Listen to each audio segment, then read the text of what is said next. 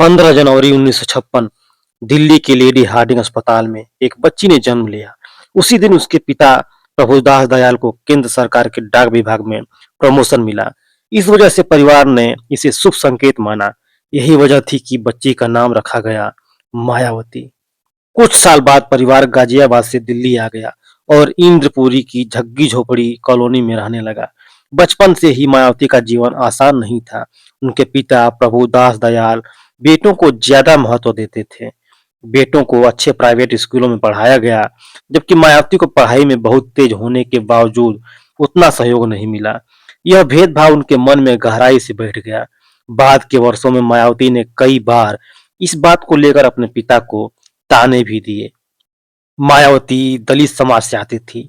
जातिगत भेदभाव उन्होंने बचपन से ही झेला था।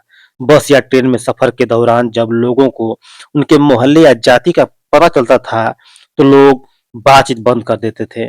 जब उन्होंने अपनी माँ से इसका कारण पूछा, तो माँ से जवाब मिला, समाज उनकी जाति को नीचा समझता है।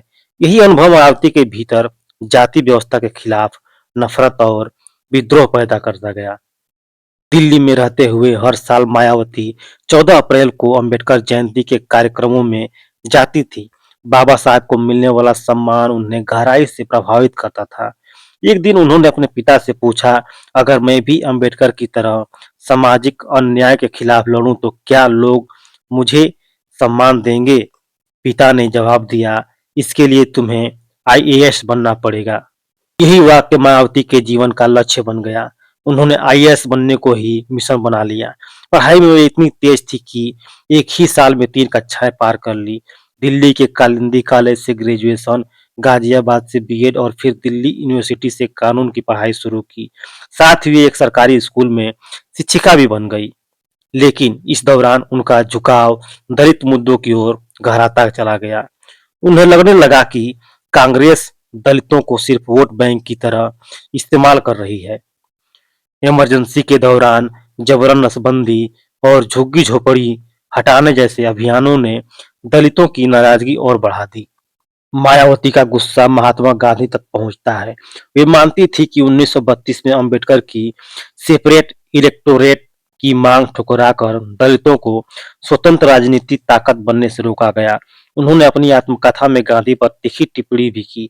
हरिजन शब्द से उन्हें खास आपत्ति थी।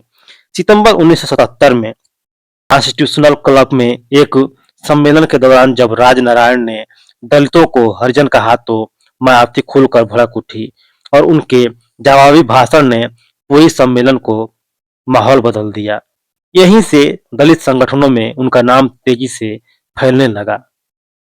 इसी भाषण के बाद 1977 की एक सर्द रात करीब 9 बजे किसी ने उनके घर का दरवाजा खटखटाया। दरवाजा खोलने पे सामने खड़े थे कांशीराम। यह मुलाकात मायावती की जिंदगी का टर्निंग पॉइंट साबित हुआ। कांशीराम ने उनसे कहा कि आईएएस बनकर नहीं, राजनीति में आकर आप सच में दलित की सेवा कर सकती हैं। उन्होंने वादा किया कि वे मायावती को इतनी बड़ी नेता बनाएंगे कि अफसर उनके आदेश का इंतजार करेंगे। करीब 1 घंटे की बातचीत ने मायावती की सोच बदल दी। यहीं से मायावती ने आईएएस बनने का सपना धीरे धीरे छोड़ दिया और कांशीराम को अपना राजनीतिक गुरु मान लिया। लेकिन यह फैसला उनके पिता को मंजूर नहीं था। पिता ने साफ साफ कहा कि अगर या तो राजनीति छोड़ दो या फिर घर। मायावती ने घर छोड़ने का फैसला किया।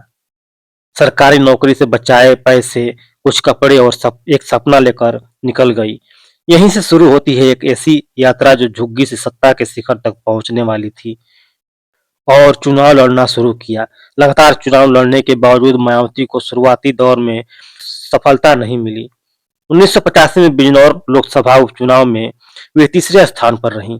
कांग्रेस की मीरा कुमार ने यह चुनाव जीता, लेकिन मायावती हार के बावजूद हार मानने वालों में नहीं थी। 1987 में उन्होंने हरिद्वार की आरक्षित लोकसभा सीट से उपचुनाव लड़ा। अब बीएसपी को चुनाव आयोग की मान्यता मिल चुकी थी और चुनाव चिन्ह था हाथी। इस बार भी मायावती चुनाव हार गई, लेकिन उनके वोट 1 लाख के पार चले गए। यही वह चुनाव था जिसमें रामविलास पासवान की जमानत जब्त हुई और इसके बाद उन्होंने उत्तर प्रदेश से चुनाव लड़ना लगभग छोड़ दिया। बीएसपी लगातार चुनाव लड़ती रही।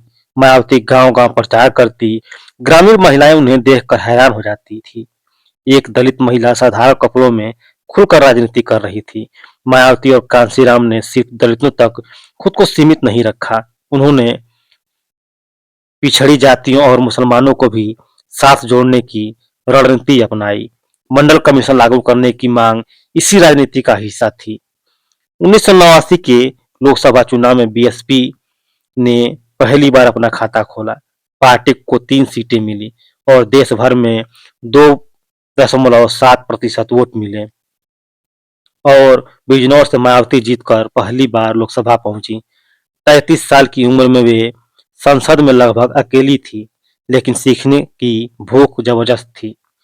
लोकसभा में उनके मुद्दे सीधे थे, दलितों पर अत्याचार, उनका आक्रामक अंदाज कई वरिष्ठ सांसदों को असहज करता था। उनके पहनावे, बोलने के तरीके और आत्मविश्वास पर तंज कसे गए, लेकिन मायावती पीछे हटने वाली नहीं थी। 1991 के चुनाव में बीएसपी का प्रदर्शन गिरा, मायावती 2 सीटों से हार गई। इसके बाद बुलंदशहर और फिर पंजाब के होशियारपुर से उपचुनाव लड़ा, लेकिन जीत नहीं मिली। हालांकि होशियारपुर में उन्हें 90,000 से ज्यादा वोट मिले। यह संकेत था कि मायावती अब सिर्फ उत्तर प्रदेश तक सीमित नहीं रही।